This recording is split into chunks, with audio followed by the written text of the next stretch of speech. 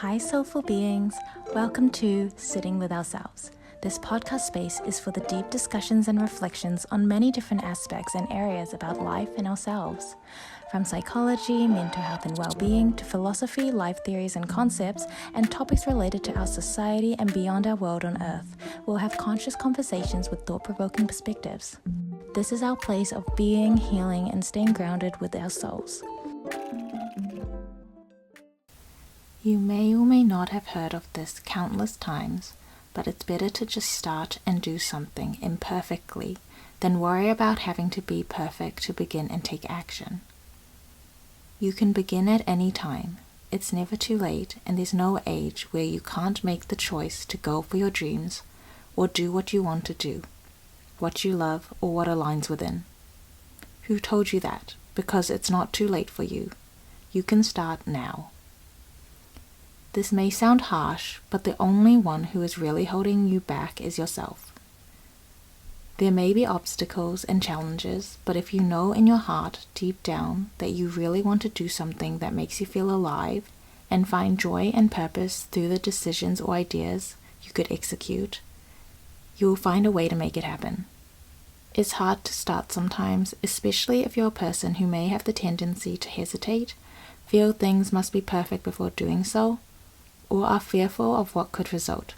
There are plenty of reasons why it makes it difficult to just begin, to just start the thing you know you have to do or want to do. But sometimes you have to just go for it imperfectly and not overthink it. Of course, depending on what it is you're contemplating or delaying. Hi, soulful beings. I've just delved right into the topic before introducing this episode, so here we are. Welcome to another Sitting with Ourselves podcast session where we can untangle our minds and hearts one idea at a time. Today we're diving deep into something simple, at least on the surface, and powerful, and that's the concept of just starting. Let me ask you something.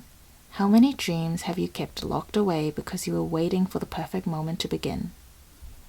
How many times have you told yourself, I'll start tomorrow, I'll start when I have more time, or I'll start when I feel ready, only for days, weeks, and even years to slip by?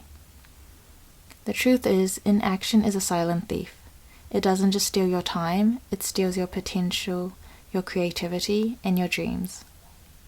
There's an unspoken pain in wanting something deeply, but feeling paralyzed to take the first step.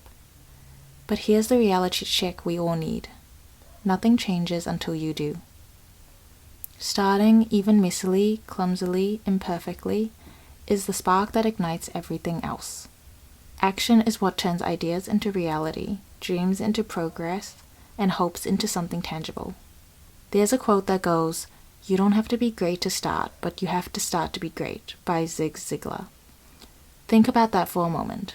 The fear of being a beginner, of not getting it right the first time, is what holds so many of us back. But every expert was once a beginner. Every masterpiece started as a rough draft. Every journey began with a single, hesitant step. And here's something even more important to remember. Life is fleeting. Time is the one thing we can never get back. We only have this one life, and nothing is guaranteed either. We don't know what could happen tomorrow or in a year's time. The philosopher Seneca once said, "It is not that we have a short time to live, but that we waste a lot of it." We spend so much of our precious time waiting for the perfect moment, for the fear to pass, waiting for someone to give us permission. But life doesn't wait. The clock keeps ticking, and every second is a chance to create, to move, to build something meaningful for yourself and your life. If you need a reason to start, let it be this. You are alive right now, in this very moment, and that is a gift. The present moment and being able to live and experience this life is a gift. Every breath you take is an invitation to create something beautiful with the time you've been given. Whether it's a piece of art, a new skill, a business idea, or simply a better version of yourself, the opportunity to build something with your life exists today, not in some distant, perfect future. Now let's ask the deeper question. What really stops us from just starting? Because sometimes it's not about being lazy or lacking motivation. Most of the time, it's something quieter and deeper happening underneath the surface. From a psychological perspective, one of the biggest barriers to action is our relationship with emotional discomfort. Starting something new, whether it's a project, a routine, or a dream, almost always stirs up fear. Fear of failure, fear of not being good enough, wasting our time or being judged. Our brains are wired for self-preservation, so when something feels risky or uncertain, our instinct is to avoid it, even if it's something we really want. Here's the twist. Research shows that this tendency to avoid action isn't about laziness, it's about emotion. A 2013 study found that procrastination is often driven by a desire to avoid negative feelings. Not the task itself, but the emotions associated with it, like anxiety, boredom, or self-doubt. So instead of starting, we scroll. We clean, we plan, we distract ourselves with anything that makes us feel momentarily safe. But the price we pay is long-term discomfort, regret, stress, and the painful awareness of time passing by us. This connects to something deeply human that philosophers have spoken about for centuries. One thing explored is what they called existential anxiety. They believe that with freedom, the freedom to choose, create, act, comes with a kind of spiritual dizziness. It's overwhelming to know you could do anything. That means you're responsible for your path. That weight, it can be paralyzing. Let me paint us a picture. Imagine someone who's always dreamed of writing a novel. They've talked about it for years, bought all the fancy notebooks, maybe even took a writing class or two, but still the pages stay blank. Why? Because the moment they sit down to write, they're flooded with doubt. What if I'm not good enough? What if this isn't what I imagined it to be? What if I finish it and no one cares? So they don't start. They procrastinate. They perfect the idea of the novel in their mind instead of bringing it into the world. But that delay becomes a prison, and the dream slowly fades. This is how dreams quietly die, not from failure, but from hesitation. But here's the truth that sets us free. Action is healing. Even the smallest step shifts us out of fear and into motion. And when we act, the fear begins to loosen its grip. We prove to ourselves that we're capable, not perfect, not fearless, just capable. And in case no one's told you recently, you are allowed to start imperfectly. You are allowed to feel afraid and begin anyway. You're allowed to be a beginner, and it doesn't have to be perfect or flawless. It can just be done. And from there you can build and make things better, each time with improvements. The first step is that you took the action to do the thing you wanted to do, and showing up for yourself in that way. As Alan Watts once said, the only way to make sense out of change is to plunge into it, move with it, and join the dance.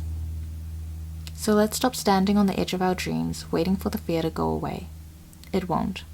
But we can learn to move with it, because life is too short and your time here matters. Don't just think about what you want to build. Begin building it one step at a time. And you can do it scared. That's okay. Be scared and do it anyway, they say. Going back to deeply wanting to start something, yet it can be hard to. Many people dream about things like starting a side hustle, learning a new language, getting back into a regular workout routine. But time just keeps passing by and people end up still standing at the starting line. Does that sound familiar or relatable to you? Just know that you're not alone. There's another psychological reason behind this. According to research in behavioral psychology, the hardest part of any task is often just getting started, something called the Zeigarnik effect coming into play here. This concept suggests that our brain tends to fixate on unfinished tasks more than completed ones.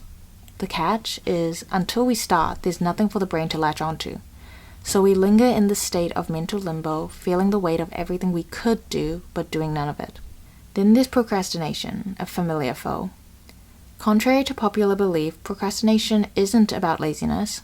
Studies show it's actually deeply tied to emotional regulation.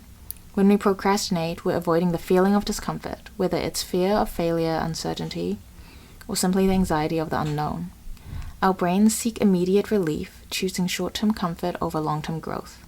It's like a defense mechanism, an instinct to protect us from the stress. But in doing so, we trade the pain of starting for the pain of regret.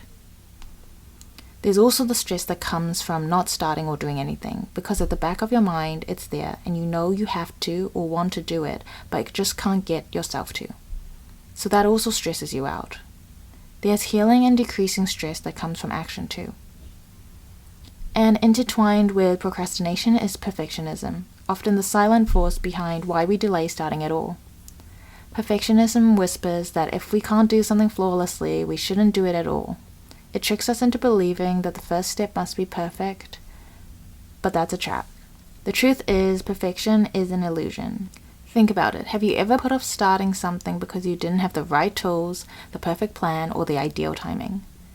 That's perfectionism at work, convincing you that any less than perfect effort is a failure. But let's reframe that. Mistakes aren't proof that you're failing. They're proof that you're trying, learning, and growing. Every first draft is messy.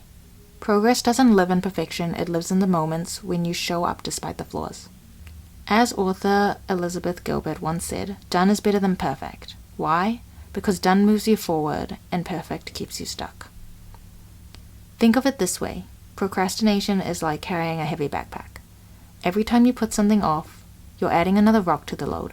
Perfectionism adds even more weight, convincing you that unless you carry the perfect backpack in the perfect way, you shouldn't move at all. The longer you wait, the heavier it feels. But the moment you take even the slightest action, you drop a rock. The load gets lighter and the path ahead feels less daunting. There's all these factors that hinder our progression in starting. But here's the beautiful twist. Action itself is the antidote. Mel Robbins talks about the 5-second rule. The idea that if you have an instinct to act on a goal, you must physically move within 5 seconds or your brain will kill the idea. Why? Because the brain's primary job is to protect you, and anything uncertain or challenging is seen as a threat. So taking even a small action such as writing the first sentence, putting on your running shoes, opening a blank document, tells your brain, hey, we're doing this. Philosophically, this idea echoes what ancient thinkers like Lao Tzu expressed. A journey of 1,000 miles begins with a single step. That first step might be shaky, clumsy, or small, but it shifts you from inertia, which is inactivity or being in a motionless state, to momentum and building up that movement to actioning. It transforms a thought into reality. So now that we understand what's really stopping us, the emotional avoidance, the fear wrapped in procrastination, the weight of perfectionism, the question becomes, how do we move through it? How do we actually start even when everything in us wants to wait? It begins with gentleness, with understanding that you're not broken or lazy, that you're human. And change doesn't come from shaming ourselves into action. It comes from compassion and consistency. Here are some ideas for powerful first steps to help you shift from inaction to motion. 1. Name the fear. Sometimes the resistance you're feeling is vague and unspoken. Try writing down what you're really afraid of. Is it failure, judgment, looking foolish? Bringing it into light takes away some of its power. 2. Starting impossibly small.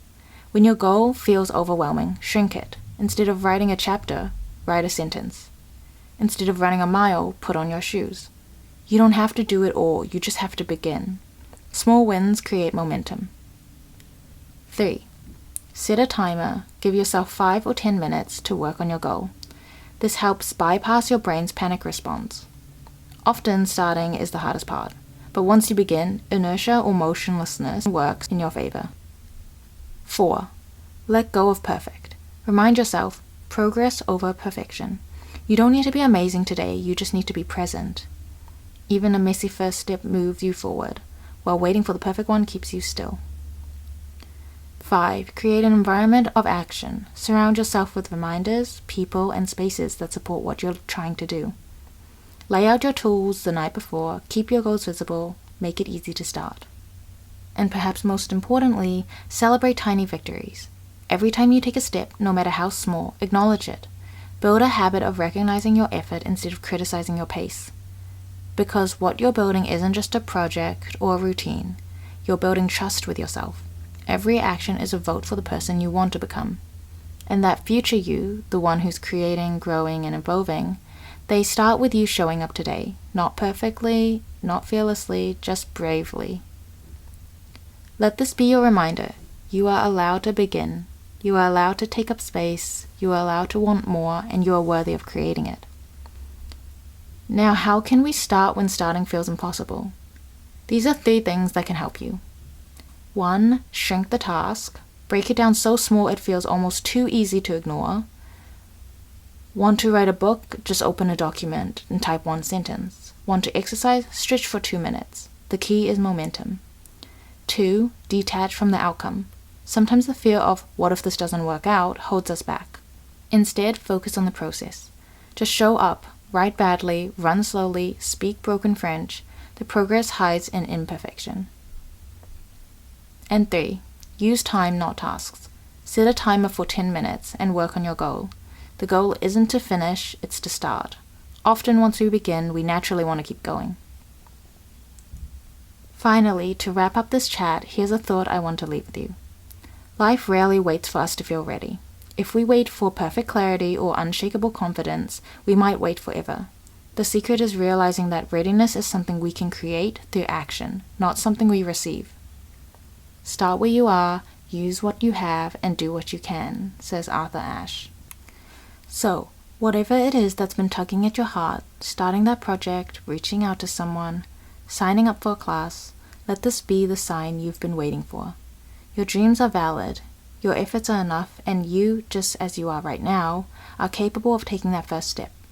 Close your eyes, take a deep breath, and just start. Thank you for spending this time with me and listening to this episode of Sitting with Ourselves. If this resonated with you, share it with someone who may also need a little push to start. I enjoyed another soul-nourishing conversation with you today, and until next time, keep moving and keep growing. Take care always.